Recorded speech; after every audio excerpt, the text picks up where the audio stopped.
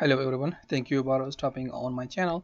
In this video, I would like to demonstrate another PowerShell script that I created for Laravel projects. So the name of the script, I call it Blade Translatable Extractor. So what it's gonna do is, if you have seen underscore underscore method in Blade files, you might know that whenever you have to create a localized Laravel project, you will have to use the underscore underscore method to make the strings translatable, and you will need to have multiple for each specific language. You will need to have a JSON file that will hold the strings along with the translation of that specific language. So what this script is going to do is it's going to extract all the translatable strings from the blade files of your project, Laravel blade files, and it's gonna store it in it's gonna basically create en.json file.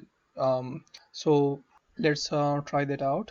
Let me open up the hospital management system in the Codium editor. So if I search for underscore underscore and then start brackets, you can see that we are using underscore underscore method to make translatable strings. So now let's say if I change the language of this specific on my specific session, then it's going to call that a specific language. Let's say if I change my language to Arabic, it's gonna if I have the ar.json file, which is Arabic JSON strings, that will have the translation of each string that we have called here on underscore underscore method. It's going to load the translation of this string. So basically, for the admin panels, it will be not needed, but this is just for demonstration. The basically this will be just for the user side, as per my understanding, so that users can easily interact with the system. And since admin panels are going to be used by the users that know English, right? So that's just my theory. Okay, so let's just use this hospital management system and use that script that I created, Blade. The name of the script is Blade Translatable Extractor, and we are going to create the languages. So here you can see the en folder has auth.php, validation.php, and it has a translation for that specific, but these are the generic things.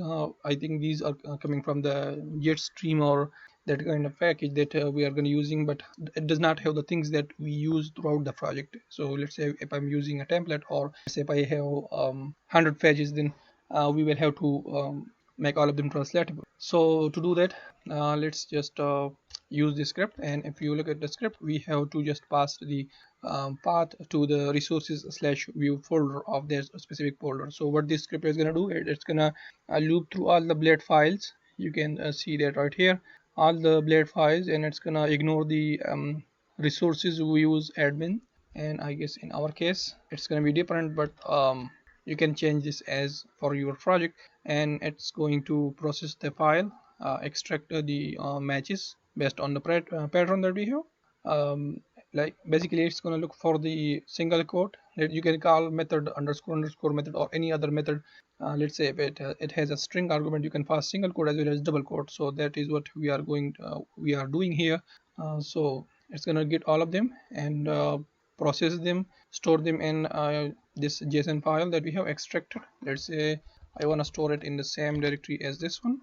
We don't have that yet. So in here I'm going to pass the path to that hospital management system project. So let's just copy that, and hospital management system /resources/views, and that's where all the views exist. You can see right here. So it's going to process that and create the en.json or extracted.json file in this case. So let's just run the script, and it's that simple. Script.ps1, and it processed 58 files, and string extracted are 217, and only 72 of them were unique. So basically you have to extract unique, right? So there should be no duplicates. And if you look here, these are the strings that we extracted, and these are 73, I guess. So these are the string. Now let's say if I change my language to Arabic, then the Arabic translation of this string will be called, and I will see the content in Arabic